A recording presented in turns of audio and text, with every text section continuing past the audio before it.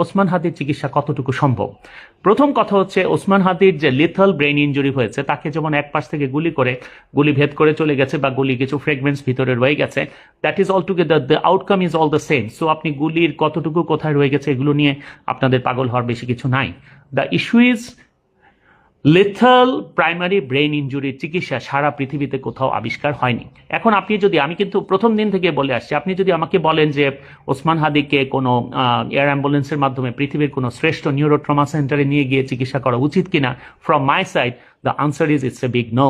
Just because যে রোগের চিকিৎসা সারা পৃথিবীর কোথাও নাই, সেটা চিকিৎসা আপনি কিভাবে করবেন? এখন তাহলে কি চিকিৎসা চলছে? চিকিৎসা চলছে that is symptomatic. That is, আমি আগেও বলেছি, আবারও বলছি, যে বৃষ্টি হচ্ছে, বৃষ্টিতে নিখুঁতভাবে আপনি কত নিখুঁতভাবে ছাতাটা ধরে রাখতে পারেন। আপনার ছাতাটা যদি ভাঙা না থাকে, ছাতাটা যদি মজবুত থাকে, ছাতাটা যদি ভালো হয়, তাহলে আপনি নিখুঁতভাবে যদি ধরে রাখতে পারেন, এইটুকুই আপনার কাজ। বৃষ্টি বন্ধ করার কাজ তো মানুষের না। বৃষ্টি বন্ধ করতে পারেন একমাত্র উপরওয়ালা আল্লাহ তাআলা। এই ধরনের একটা সিচুয়েশনে ওসমান হাদি আছেন। কাজেই এই সিমটোমেটিক ট্রিটমেন্ট চলছে যাতে সবকিছু তার ফিরে আসে, কিন্তু ফিরে আনার জন্য সরাসরি কোনো মেকানিজম এখনো সারা পৃথিবীতে কোথাও আবিষ্কার হয়নি, নাম্বার ওয়ান। এবার আসেন নাম্বার 2 পয়েন্ট, যে মালালা ইউসুফজাইয়ের কথাটা খুব বেশি আসছে। আরে ভাই, মালালা ইউসুফজাই তো একজন মানুষ। সারা পৃথিবীতে প্রতিদিন হেড ইনজুরি হচ্ছে রে ভাই, হাজার হাজার মানুষের হেড ইনজুরি হচ্ছে।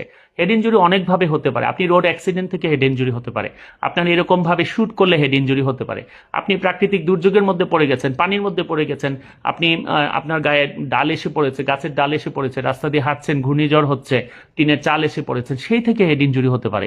হেড ইনজুরি তো সারা পৃথিবীতে হচ্ছে। বহু মানুষ বেঁচে আছে, বহু মানুষ ফুল রিকভারি করেছে, বহু মানুষ মারা যাচ্ছে। তো একজনের সাথে আরেকজনেরটা মিলান কিভাবে? এটা তো বলাই আছে প্রবাদ, ওয়ান সাইজ ফিটস অল। এই ধরনের কোনো ব্যাপার সেপার নাই। আপনি মালালার সাথে কিভাবে মেলাচ্ছেন হাদির ব্যাপারটাকে? এই ধরনের মেলানোর তো কিছু নাই।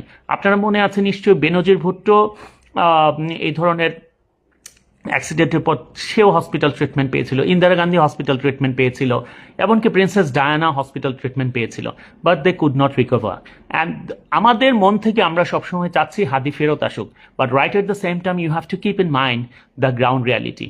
মেডিকেল সায়েন্সের যে লেভেল, সেটার বাইরে কিছু করা যাবে না। কাজে মেডিকেল সায়েন্স তার সর্বোচ্চ চেষ্টা করতে পারে। অবশ্যই আমাদের উচিত সর্বোচ্চ চেষ্টা যেখানে পাওয়া যায় সেখানে আমরা অবশ্যই তাকে নিয়ে যাব, কিন্তু right at the same time we have to accept that at any moment of time anything may happen. আপনি চিন্তা করেন, আপনি এই সবগুলো বিষয় বাদ দেন। আপনারা বলছে যে উন্নত বিশ্বে কোথায় কি চিকিৎসা? উন্নত বিশ্ব তো বসে আছে, চিকিৎসা যেখানে শেষ সেখানে।